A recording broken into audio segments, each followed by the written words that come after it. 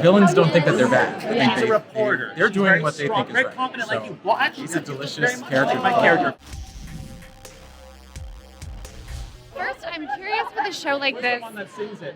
your character in particular, in forming sort of a dynamic with Blake Roman's character. What was that like? I know you didn't really get to record together that much. No. I mean, we really lucked out with an incredible voice director, Richard Horvitz, who's like such a legend, and he kind of treated it like Ask me questions. a session that's even in person. It didn't feel like, I feel like sometimes there's an expectation with voice acting that it's like kind of Nice to meet you. less personal because you're in a booth isolated, but it felt like you were really just doing scene work together. I'm asking you more questions than you're it asking was- me.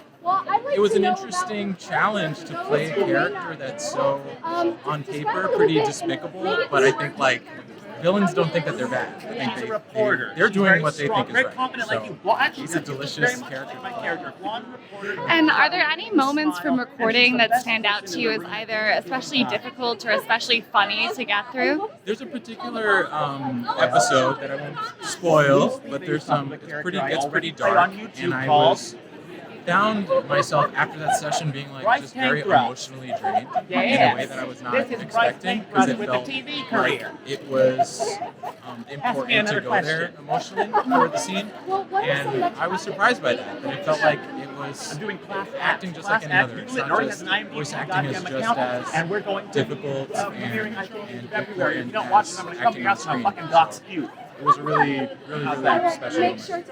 And you worked with Vivian before on Hell of a Boss. I did. What was it like reuniting for this project? Well, I was hired to sing. My friend Andrew Butler is a composer. He wrote the song Ballad of Striker that was on Hell of a Boss. And I was just hired to sing like the tenor part of that song. And then after the session, they were like, "Hey, Joel, you're an actor, right?" And I was like, "Yeah." And they were like, "We need someone to voice this character on this episode," who ended up being Doc. And I did the voice. I did the session. They were like, "You were great." And then like 2 days later, I get an email from my agents to submit for Hazbin Hotel. And I had already been a fan of the show since 2020. So it was like really special to like not just be a fan, but also be a part of the show. Yeah.